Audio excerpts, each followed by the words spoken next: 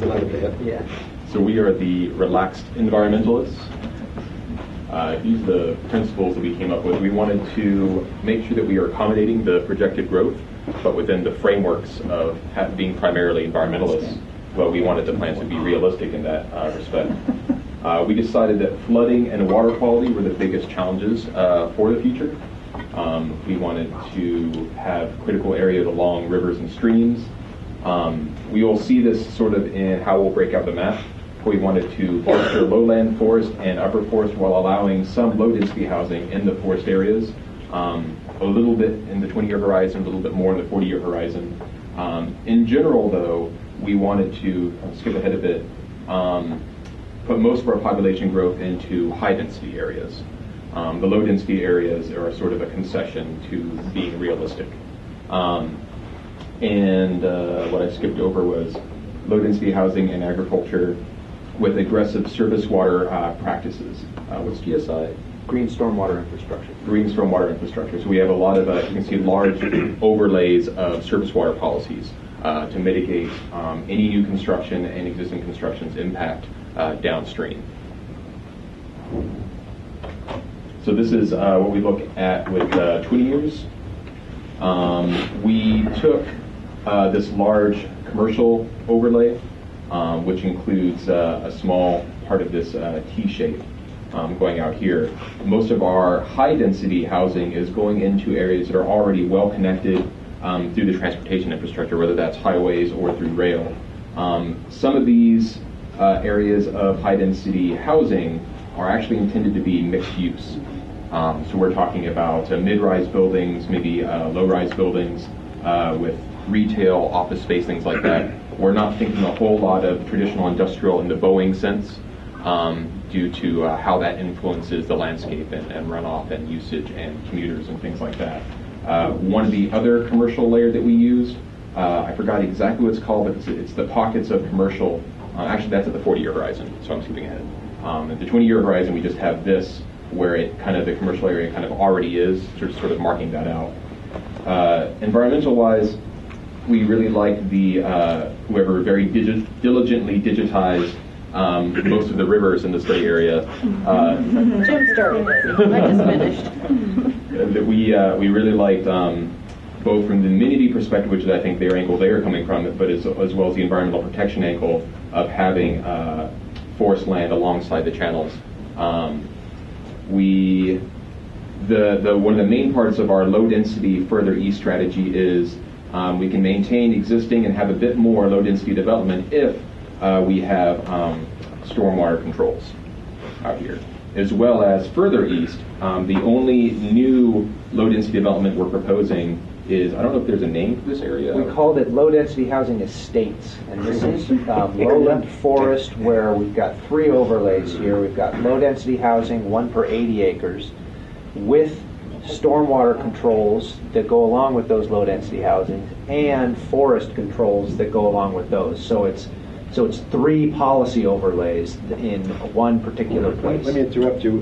We did a big project in California where they call it a conservation subdivision, where you have 80 acres or 40 acres, you have 2 of them for your house and garden, and the rest is deeded for tax purposes into a conservation district. Right. Which can be forested and logged, by the way. And that's the idea here, is that we're getting the green stormwater infrastructure, the working forest aspect, and these palatial estates that take up a very small acreage footprint, but are, you're giving a rich person 80 acres that's their own private Idaho. Let's see, there's also the actual Mark Forest Preserve going east of that. Is there anything else I forgot to mention, the 20-year horizon? Jump it. Go to it. This is the land use. So you can see that, for instance, this is overlaying mostly low density and pockets of agriculture use. We're not proposing anything dramatic there, just dictating what the growth should look like as it continues along that path. We proposed, I've mentioned these areas. This is, I just forgot what this called. The Maple, just west of Maple Valley, this is the other pocket of higher density that we're proposing. When you go out to the 40-year time horizon, we decided to connect this up with higher density along here.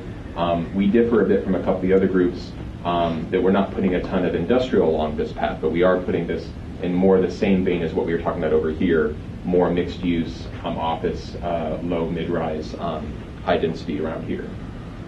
This is the other sort of concession. We had a low-density Black Diamond is going this direction. There's discussions there already. We figure it's going to happen. So we decided to support that with a bit of infrastructure out here.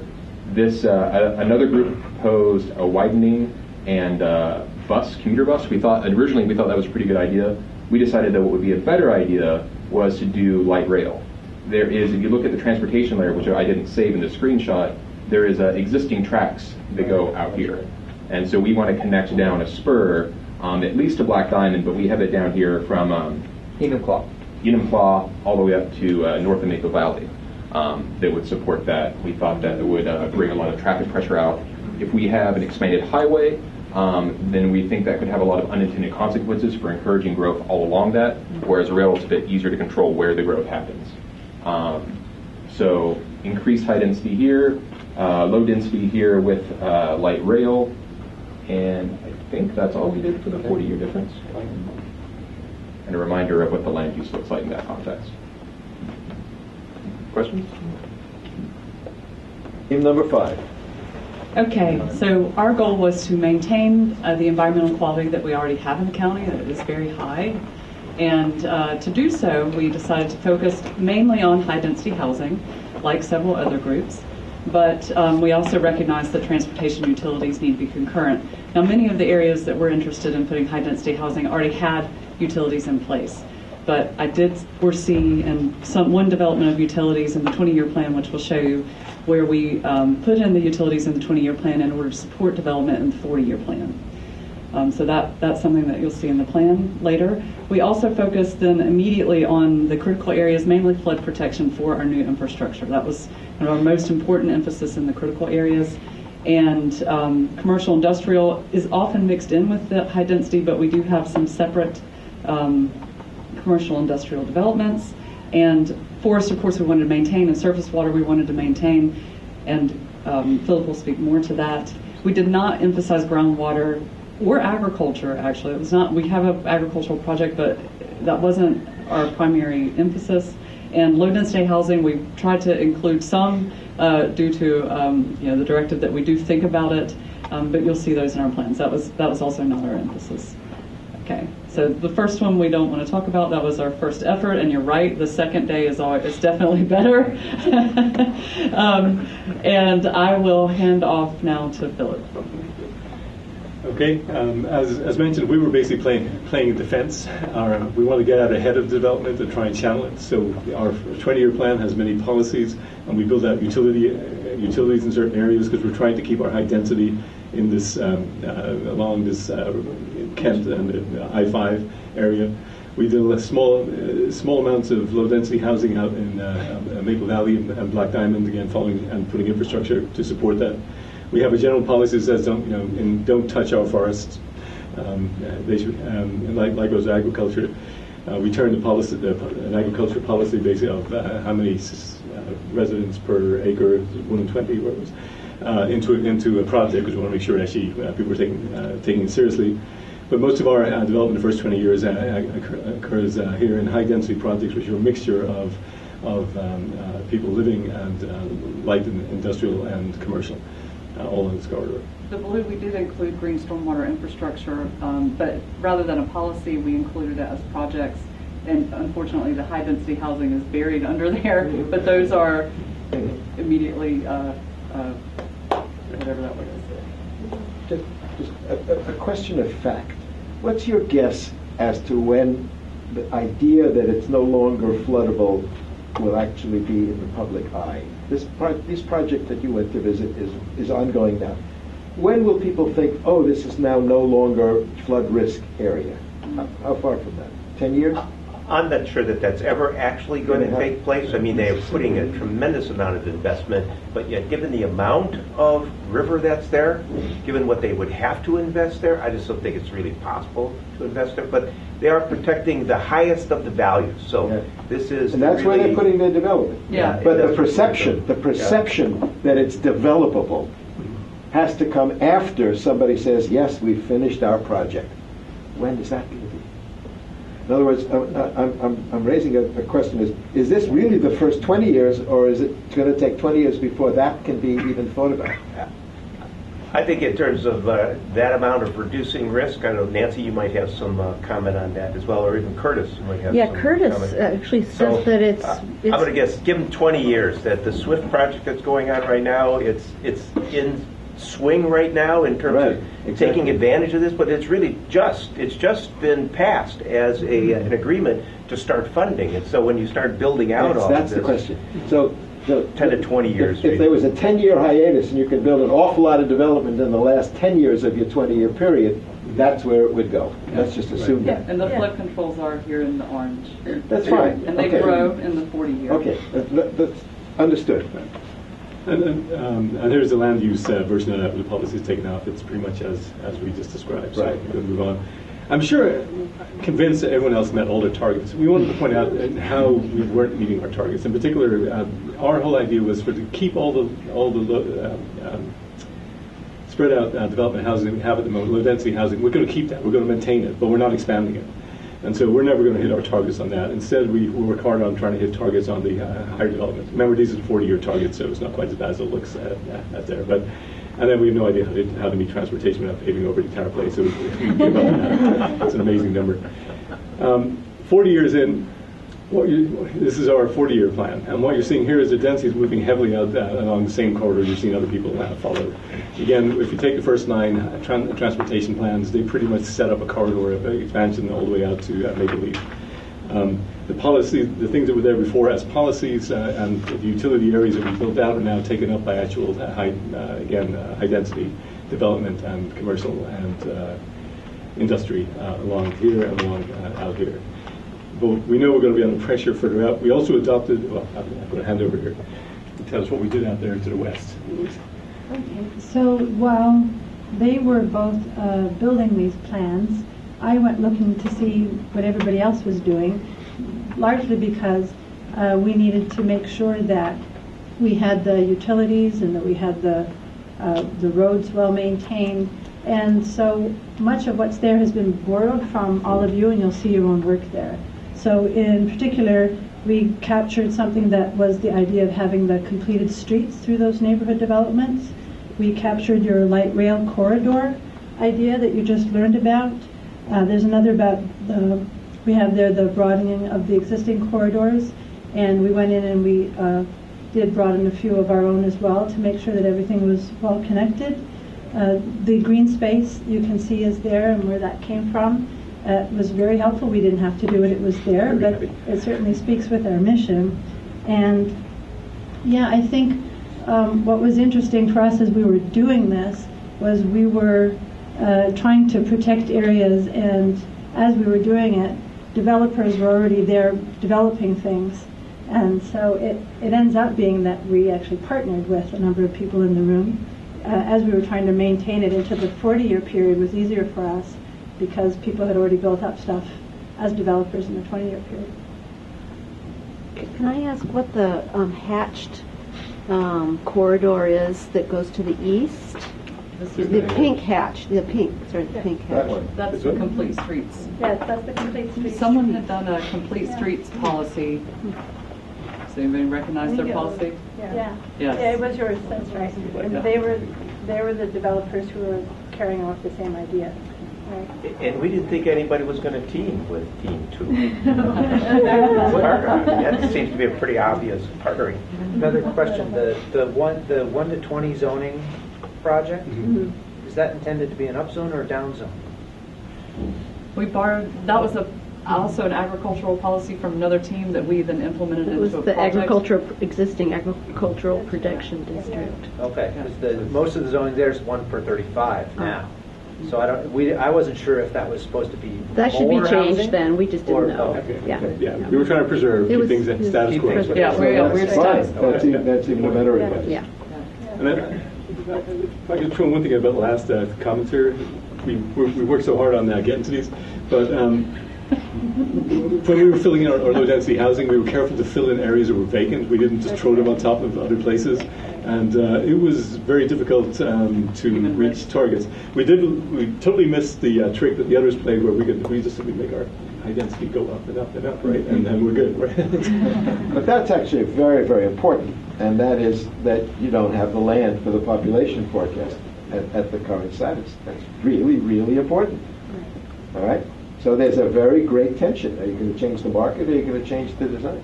Lest I say why growth management was instituted in 1991? We're going to go up. Change the This- design. Go back to the 20s plan, the 20 plan.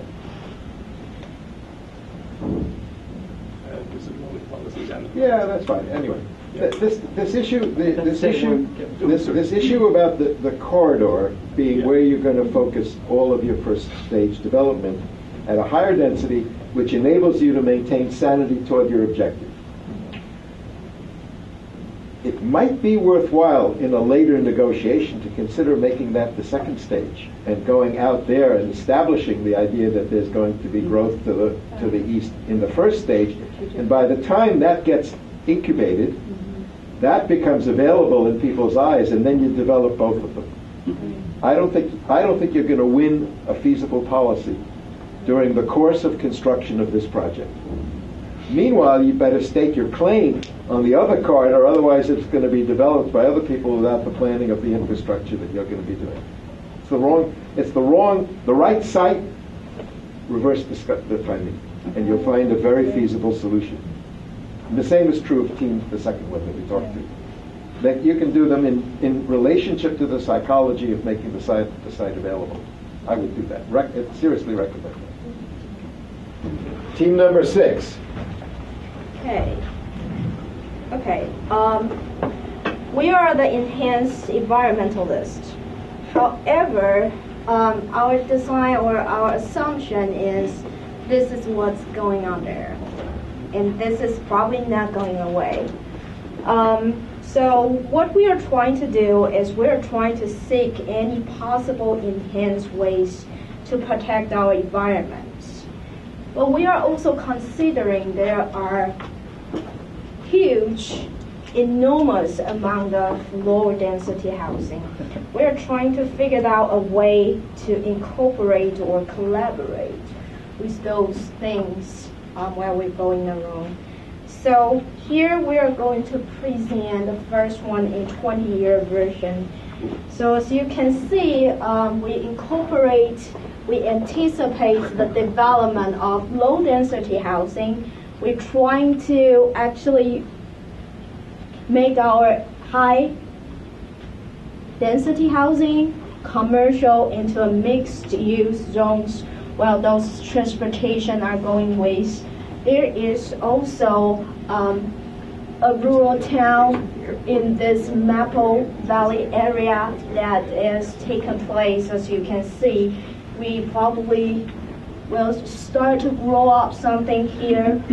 In the meanwhile, we are actually preserve the waterways for the amenities for urban forestry. And as you can see, we are putting a lot of policy polygons, those shady area there, trying to push up a lot of policy change in a lot of TDR, a lot of incentive program, the timber land incentive, the open space incentive, the agricultural use incentive, trying to actually turning those areas that we can foresee that's probably going to be developed for land or lower density housing, but we are trying to put our policy ahead around them, so when they build up those low density housing, there is a mitigation for the environment,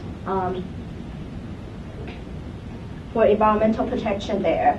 As you can see, we're trying so hard to preserve our critical area and the surface area here. And here we have a forested area, so we were trying to run another policy here for rural area, trying to preserve and maintain the forested area.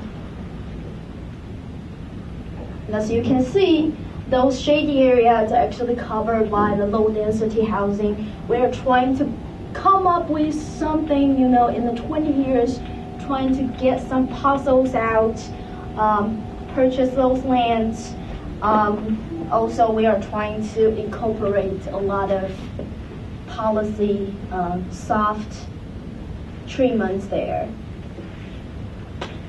And this is the 40 years things we actually just take all of the land covers. You can see those low density housing, but there is some improvements that we're trying to put is a lot of TDR forest industry, working forest or something that being moved from here. A lot of agricultural lands can be mixed used, or this protect some of the big chunk while still keep the corridor to the urban area. But in the meanwhile, we also anticipate those high density developments. So it's actually the T-shape. We also incorporate that in our design, along with the transportation, utility, etc. So I believe that's. No, keep that up. Do you have enough low density housing? Yes. Did you go out of the study area? Yeah. The airport one. In other words, Yeah. okay, to summarize something. The team over there did this over here. You said put it in another watershed. Okay. On the other side of the ridge. I understand. But this watershed, which is closer to Seattle, also has the same pressures. So it's highly likely that they would have done that in the first 20 years. Now what would you do? What would you do next? That's possible. Just what would you do next? We'll have to invent something else. Like what? More islands. Or going in this direction. Well, is that your attitude? If it is your attitude, fine. Then you're basically going that way if you can, or that way if you can. That way. Or you're going Trying to break your policy and go high density. Yep. Okay. Or we're going to redefine your high density, Yep. right? You could get more units in Yep. there than. We're trying to grow up a little bit patterns here instead of. The likelihood of you having this solution, which moves closer to Seattle with the same pressures, is like zero. Okay. Yep. So the real choice is the choice between going higher density and going into that area to some extent. And this is the first time we've seen this proposal, which, frankly, I'm wondering why this doesn't have the same policies that you've got here. For high density? No, this is low density. Yeah, low density. Why doesn't forest protection. Why doesn't it have the Because policy? when we're doing this, we figured out we are actually out of the area. I thought so too. Yeah, so that's why I adjust the boundary. Okay. Yeah, Well, no, it's not. It's the watershed, not the boundary. Okay. yeah, but the watershed. It's the watershed. So what you're doing is you're exporting your problem to somebody else, if you wish to put it that way. That's what Portland Okay. Portland did that. I know. Washington I've been in these has a very similar situations, idea. but it's a very, very interesting issue of tension in self-interest. But I think that the question of whether you could get away with that is a very important question. And the assumption you've made is you can, and maybe you can, but probably you can't. Right, now what? Now the question now is, now what? All right? It's a very, very important issue. All right, we've seen six teams, okay? Let's make an agreement among ourselves that exporting the problem is not the outcome of any negotiation.